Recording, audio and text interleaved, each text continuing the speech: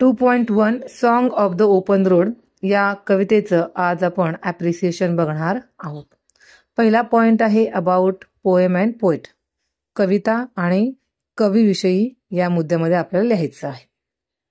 The name of the poem is song of the open road. कवितेचं नाव song of the open road आहे. The name of the poet is Walt Whitman. Walt Whitman यांनी ही कविता लिहिली आहे. आता हे वाक्य तुम्ही this poem is written by Walt Whitman असं देखील लिहू शकता. Walt Whitman was an American poet, essayist and journalist. Walt Whitman हे अमेरिकेचे कवी, लेखक आणि जर्नलिस्ट पत्रकार होते. He is often called the father of free verse. त्यांना मुक्त काव्य म्हणजे फ्री वर्स यांचे जनक म्हटले जाते. This poem is taken from Leaves of grass.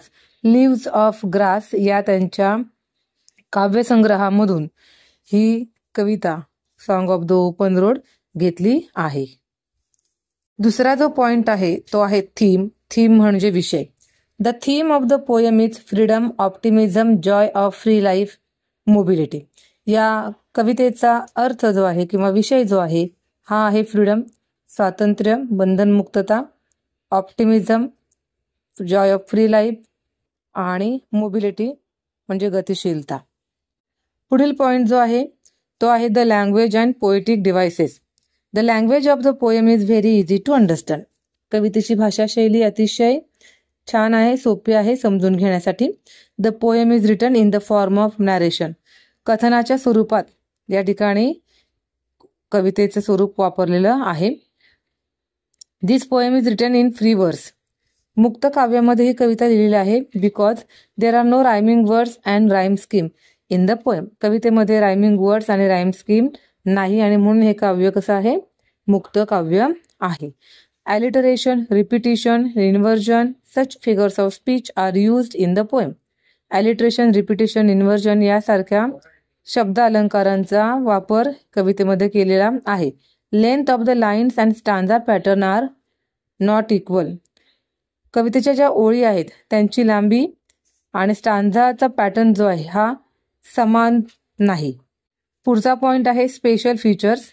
खास वैशिष्ट्य या ठिकाणी या कवितेचे काय आहेत तर special feature of the poem is its first person narration. ही कविता जी आहे ही फर्स्ट पर्सन नॅरेशन प्रथम पुरुषी कथनामध्ये सांगितलेली आहे. This poem is written in free verse आणि हे जे काव्य आहे हे मुक्त काव्य आहे. पुढील पॉइंट आहे message. The message of the poem is to enjoy the freedom of life and to be confident. आपल्याला या ठिकाणी जीवन जगताना जीवनामध्ये जे मुक्त जीवन आहे आपलं ते छान पद्धतीने जगायचं आहे, आनंदाने जगायचं आहे आणि आत्मविश्वासाने जगायचं आहे असा संदेश या कवितेतून आपल्याला मिळतो. आणि शेवटचा जो पॉइंट आहे तो आहे ओपिनियन, तुमचं मत. आता यामध्ये नेहमी आपण आपल्याला ही कविता आवडलेली आहे आणि का आवडलेली आहे या संदर्भात लिहायचं. Opinion, I like this poem very much.